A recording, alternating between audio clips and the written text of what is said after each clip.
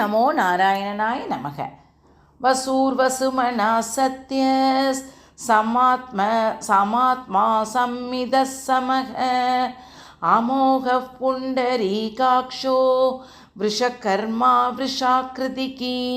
நான் பாலகோபாலா பக்தை லதா பேசுகிறேன். அனைவரும் சப்ஸ்கிரைப் பண்ணுமாறு வேண்டிக் கொள்கிறேன். யாருக்காக? நம் கிருஷ்ணன் குட்டியினுடைய அருளை பெறுவதற்காக. நாம் இன்றைக்கு பார்க்க போகும் திருநாமம் 106வது திருநாமம். அது என்னன்னு பார்த்தீங்கன்னா வசுமனேசே நமக, வசுமனாக அப்படின்னு சொல்கிறது. அதனுடைய மீனிங் என்னன்னு பார்த்தோன்னா பக்தர்களையே செல்வமாக மதிப்பவர், பக்தர்களையே செல்வமாக மதிப்பவர். ஆறாவது திருநாமத்தினுடைய நம் எம்பெருமானுடைய பெருமைகளையும் அதனுடைய கதைகளையும் பற்றி பார்ப்போமா? வாருங்கள், கடைசி வரை பாருங்கள். யாருக்காக? நம் கிருஷ்ணன் குட்டியை அருளை பெறுவதற்காக. இது என்னன்னு பார்த்தீங்கன்னா 16,008 பெண்களை மனம் புரிந்த கண்ணன் துவாரகையில் அரசாட்சி புரிந்து வந்தாராம். ஒரு மன்னனுக்கு தன் ராஜ்யத்தில் நிர்வாக ரீதியிலான அலுவலகங்களை பார்க்கவே நேரம் இருக்காது. இதில் கண்ணன் மட்டும் எப்படி ராஜ்யத்தை கவனித்து கொண்டான்? 16,008 மனைவிகளும் திருப்திப்படுத்த முடியும் என்று ஐயம் நாரதருக்கு எழுந்ததாம். அதனால் கண்ணனின் தினசரி நடவடிக்கைகளை என்ன என அறியும் ஆவலுடன் துவாரகருக்கே வந்தாராம். யாரு? நம் நாரதர். விடியற்காலையில் துவாரகையை நாரதர் அடைய எதிர்பாராத விதமாக கண்ணனும் எதிரே வந்தாராம். என்ன நாரதா, விடியற்காலையிலேயே இந்த பக்கம் என்று கேட்டாராம் நம் கிருஷ்ணன்.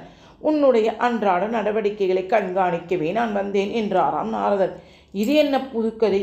என்னை நீ கண்காணிக்கப் போகிறாயா என்று கேட்டாராம் கண்ணன். ஆம், நீ எப்படி இத்தனை மனைவிகளை சமாளிக்கிறாய் என்று அறிந்து கொள்ளவே விரும்பி வந்தேன்.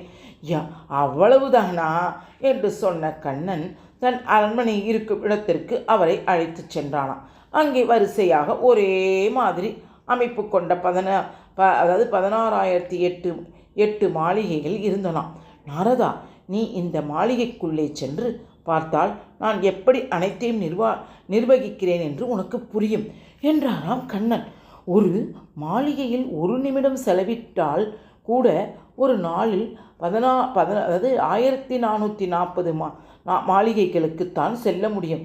அதனால் சௌபரி ரிஷியை சந்தித்து ஒரே நேரத்தில் 50 உருவங்கள் எடுத்துக்கொள்ளும் சக்தியை அவரிடம் வரமாக பெற்று வந்திருக்கிறாராம் என்றார் நாரதர். மிக்க மகிழ்ச்சி, உள்ளே சென்று பாருங்கள். எப்படி பாருங்கள், இவர் எப்படி நம்ம இந்த இவ்வளோத்தலுடைய மாளிகையில எப்படி பார்க்க முடியுன்றதுக்காக ஒரே நேரத்தில் அந்த 50 உருவங்களை எடுத்தால் தான் 50 உருவங்கள் எடுத்தால் தான் இதை பார்க்க முடியும் அப்படின்னு நினச்சிக்கிட்டு என்றார் நாரதர். சரி, ஓகே, நீ போய் பாரு அப்படின்னு சொன்னாராம் கிருஷ்ணன். 50 வடிவங்களுடன் 50 மாளிகைக்குள் நுழைந்தாராம் நாரதர். 50 மாளிகைக்குள்ளும் ஒவ்வொரு மாளிகையிலும் ஒரு கண்ணன் இருப்பதை கண்டார். 50 மட்டுமல்ல, 16,008 வடிவம் எடுத்துக்கொண்டு 16,008 மாளிகைகளும் கண்ணன் இருந்து கொண்டு அத்தனை மனைவிகளும் திருப்திப்படுத்துகிறானே என்பதை உடனேயே புரிந்து கொண்டார்.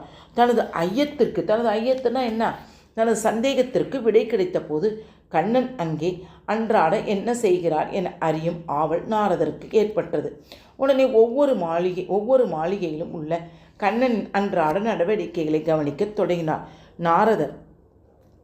அதெல்லாம் என்னென்னலாம் செய்கிறாரு, அவர் நடவடிக்கையெல்லாம் பார்க்கலான்ட்டு நாரதர் சொன்னபோது கண்ணன் காலையில் நீராடிய பின் ஒரு அர்ச்சரை கொண்டு தனது சாலிகிராம பெருமாளுக்கு பூஜை செய்ய சொல்வதை கண்டாராம் நாரதர்.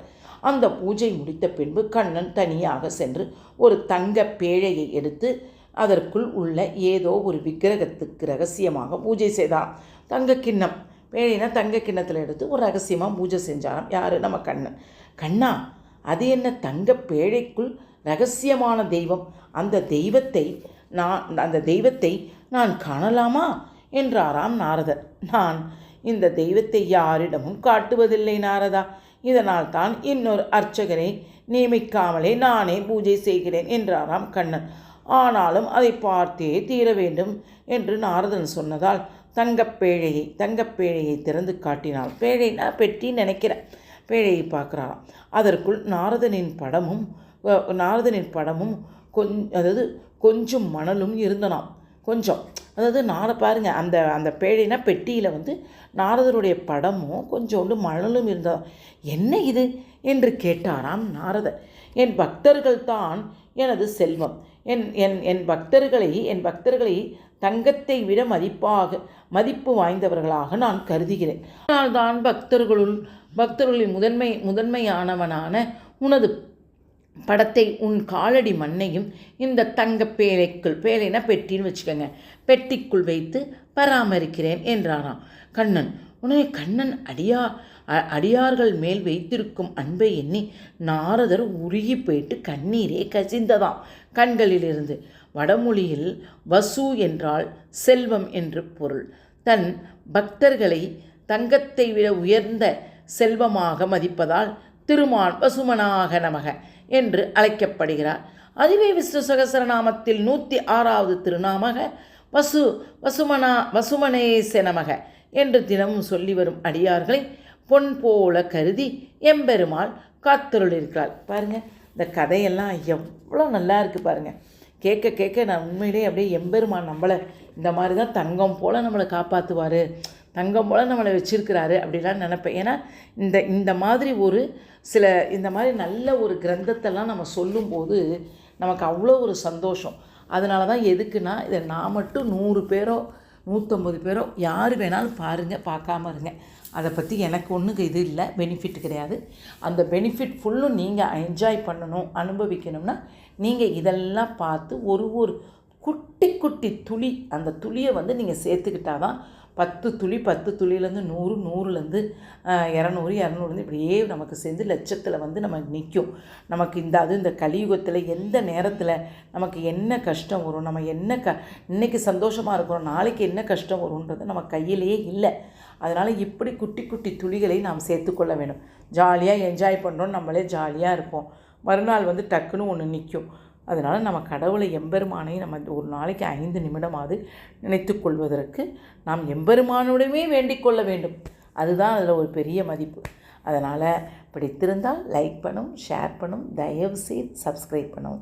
யாருக்காக நான் கிருஷ்ணன் சேவை செய்வதற்கு ஆசைப்பட்டதால் உங்களிடம் நான் இதை யாசகம் கேட்கிறேன். ஓகேவா? வாழ்க வளமுடன். ஹரே கிருஷ்ணா.